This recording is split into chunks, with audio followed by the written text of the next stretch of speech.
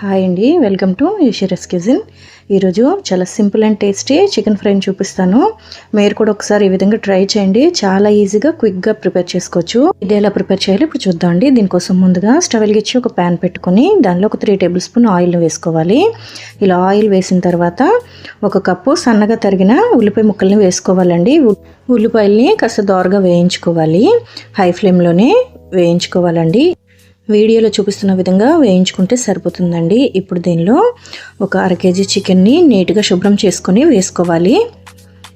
వేసుకొని దీనిలో ఒక 1/2 టీ స్పూన్ పసుపును వేసుకోవాలండి. వేసుకొని ఫ్లేమ్ని మీడియంలో పెట్టుకొని అంతా ఒకసారి బాగా కలిసేలాగా కలుపుకోవాలి. ఈ విధంగా కలుపుకున్న తర్వాత ఫ్లేమ్ని మీడియంలో పెట్టుకొని మూత పెట్టి ఒక 10 నిమిషాలు కుక్ చేసుకోవాలండి.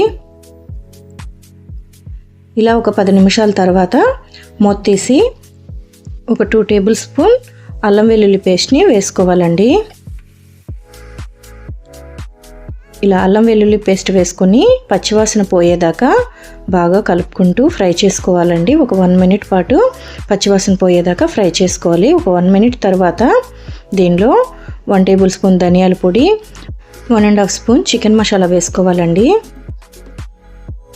ఇలా ఈ మసాలాలన్నీ వేసుకున్న తర్వాత దీనిలో 1.5 స్పూన్ కారం వేసుకుంటున్నాను. మీకు ఇంకా స్పైసీగా కావాలంటే ఇంకాస్త కారాన్ని వేసుకోవచ్చు.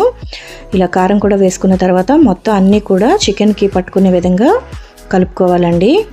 ఈ విధంగా మొత్తం అంతా కలిసేలాగా ఇలా కలుపుకున్న తర్వాత ఫ్లేమ్ని లో ఫ్లేమ్లో పెట్టుకొని మూత పెట్టి ఒక 5 నిమిషాలు కుక్ చేసుకోవాలండి. మసాలాలు వేసిన తర్వాత లో ఫ్లేమ్లోనే కుక్ చేసుకోవాలండి, హై ఫ్లేమ్లో పెట్టకూడదు. ఇప్పుడు ఒక 5 నిమిషాల తర్వాత మూత తీసి రుచికి సరిపడా ఉప్పును వేసుకోవాలండి. ఇలా ఉప్పు వేసుకున్న తర్వాత మొత్తం అంతా కూడా కలిసేలాగా ఒకసారి బాగా కలుపుకోవాలి. ఫ్లేమ్ని లో ఫ్లేమ్లోనే పెట్టుకొని కుక్ చేసుకోవాలండి.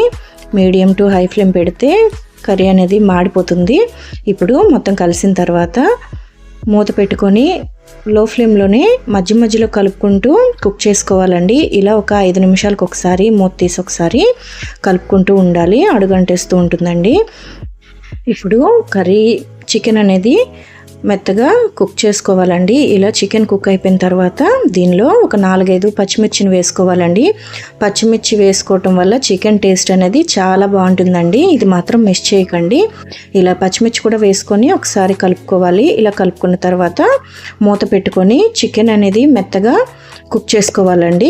ఒక 5 నిమిషాలు కుక్ చేసుకుంటే సరిపోతుంది. ఒక 5 నిమిషాల తర్వాత మూత తీసి చూస్తే మనకు చికెన్ అనేది పర్ఫెక్ట్గా కుక్ అయిపోతుందండి. ఒకసారి కలుపుకోవాలి. ఇలా కలుపుకున్న తర్వాత దీనిలో కొద్దిగా కరివేపాకుని శుభ్రం చేసి వేసుకోవాలండి. ఇలా లాస్ట్లో పచ్చిమిర్చి కరివేపాకు వేయటం వల్ల ఫ్లేవర్ అనేది చాలా బాగుంటుందండి. దీన్ని మాత్రం అస్సలు మిస్ చేసుకోకండి. ఇలా కలుపుకుని స్టవ్ ఆఫ్ చేసుకుంటే మనకి ఎంతో టేస్టీగా ఉండే చికెన్ ఫ్రై రెడీ అయిపోయిందండి. చాలా ఈజీగా ప్రిపేర్ చేసుకోవచ్చు. 15 to 20 మినిట్స్లో ఈ ఫ్రైని మనం ప్రిపేర్ చేసుకోవచ్చు అండి. వంట రాని వాళ్ళు ఎవరైనా సరే, బ్యాచిలర్స్ కానీ ఎవరైనా ఒకసారి దీన్ని ట్రై చేయండి. చాలా ఈజీగా ప్రిపేర్ చేసుకోవచ్చు. అన్నీ కూడా ఇంట్లో ఉన్న వస్తువులతోనే మనం ఇంత టేస్టీగా చికెన్ ఫ్రైని చేయొచ్చండి. ఇలా ఒకసారి చేసి పెట్టారంటే మళ్ళీ ఇలానే చేయమంటారండి ఇంట్లో అయితే.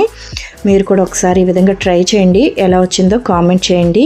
ఈ వీడియో మీకు నచ్చినట్టయితే వీడియోని మీ ఫ్రెండ్స్ అండ్ ఫ్యామిలీకి షేర్ చేయండి. ఛానల్ ఎవరైనా కొత్తగా చూస్తున్నట్టయితే ఛానల్ని సబ్స్క్రైబ్ చేసుకోండి.